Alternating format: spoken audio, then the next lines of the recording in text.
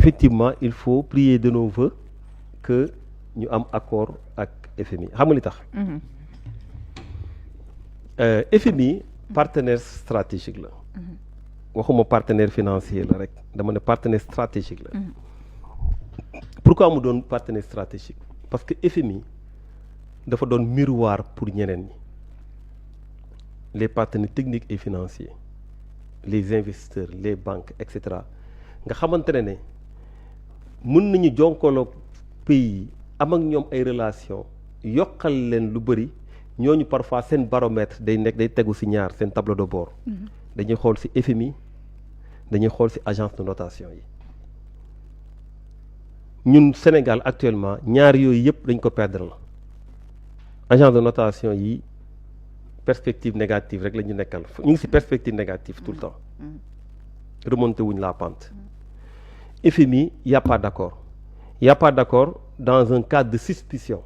maanaam la dette cachée bu ñu taxaw rek wax ko xawma lu leen dal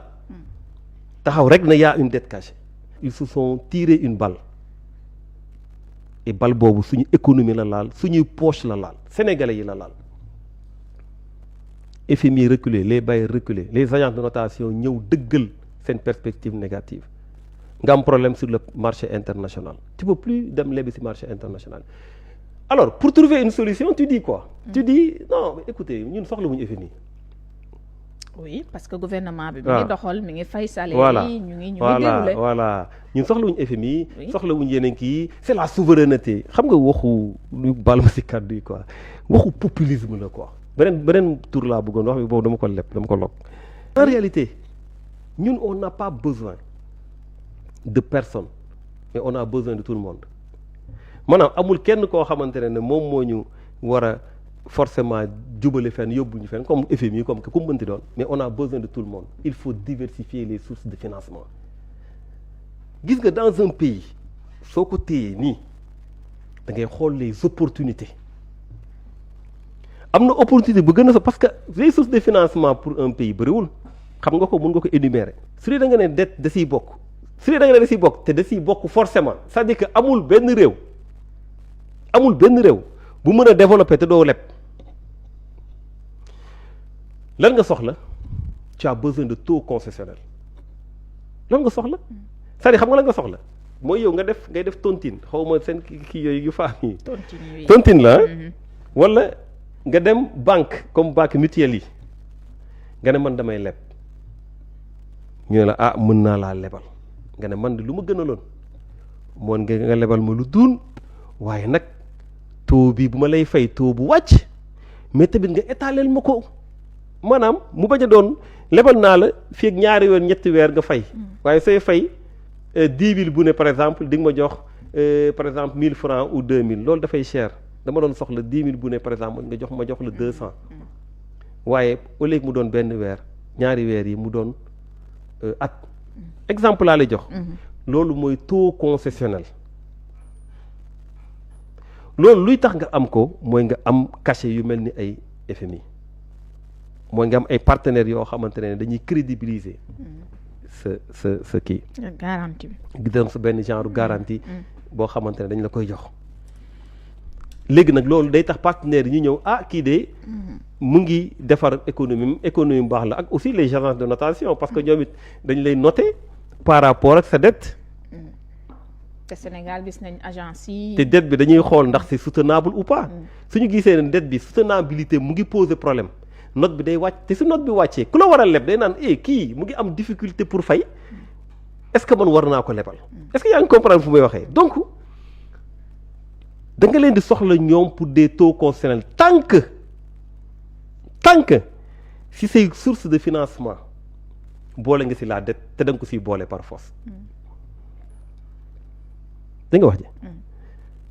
par contre soo leen amul da ngay dem di génn def ay obligations maanaam da ngay dem par exemple sur le marché de l'UEMOA di fa jaay ay kii ay taux yoo xamante ne taux yu mag la tey ñu ngi ay 6-7% ba pare délai yi di gàtt ngay def refinancement maanaam Sénégal dafay leb pour fay bor sul bukki da ngay gis ñu dugal ne dañoo soxla 50 milliards nga foog ne 50 milliards benn hôpital lañ siy def wala benn kii déedéet afam échéance bu ñëw dañ ko fa dugal. donc foofu la situation bi toll léegi donc yow mënoo wax ne soxla woo FMI soo jëlee FMI ak yooyu nga teg leen soxla nga tamit nga am say ressources personnelles. bokk na évidemment si taxation bi muy des ressources endogènes yow mun a am yooyu aussi da nga ko war a fexe ba mu doon lu diis pour askan bi c'est important mais ñoom au lieu ñu jël yëpp boole parce que soxla FMI soxla notation soxla ñeneen a ñeneen wax ak ñëpp ba pare liggéey si seen kii nga xam ne xaalis bi day bëri ngay mën a fay et cetera économie bi dox déedéet ñoom dañ ne non soxla wuñu FMI maanaam yow sa dette day poser problème léegi nag damay chercher des ressources endogènes nan ngay chercher des ressources endogènes damay leb dans l'espace de l'UEMOA damay récupérer ay impôts ak ay taxes fii si réew mi pour résumer un peu nga def plan de redressement économique ne non man soxla ma gars yi plan de redressement économique bi dina régler affaire yi 5000 milliards allez on y va en moyenne 762 milliards l'an 2025 2028 yaa ngi 2026 xam nga 4 mois yi ñaata lañ am ci plan de redressement économique bi 63 milliards kuy wut 762 milliards ci 4 mois yi 63 milliards ñu ngi wuti 700 milliards presque foo koy jëlee. kon da nga jàpp ni maanaam yow ma daaneel foofu rek objectif foofu duñu ko atteindre. non atteindre duñ ko la preuve c'est daaw aussi atteindre duñ ko ren duñ ko atteindre donc yow le financement endogène bu la waroon tax yow non seulement nga gérer tes propres besoins mais surtout nga mën a def des financements maanaam nga mën a def des investissements productifs parce que il faut investir il faut nga alimenter le circuit il faut nga fay entreprise yi il faut nga tabax il faut nga lii gars yi mën a dem fayeeku et cetera ñii dem liggéey ñi tiri xaalis bi circuler yow nga ne compter woo si ñeneen ñii waaye si kii nga compter si taxes yi ngay def Sénégal maanaam damay joxe toujours boobu exemple nag soo ko joxul mu lekk mënoo koo ratt am si moom meew si tu financement dans l'économie si tu finances pas dans l'économie mu am genre retour d'investissement parce que quand tu finances dans l'économie xaalis boobu su dee entreprise la entreprise ba lu muy liggéey lépp day am ay impôts yu mu lay fay su dee travailleurs yi ñuy recruter la travailleurs yi ñuy recruter seen fiche de paye dafa am lu muy jox état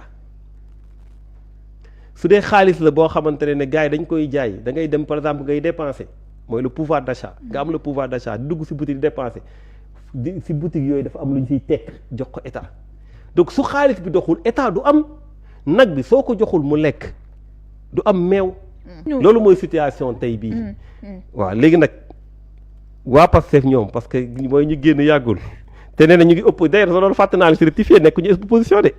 non Sonko nee na opposé wuñ ah waaw déjà waaw kay mais ñoom ñooñu waaw léegi wax ko nañ ko wax fii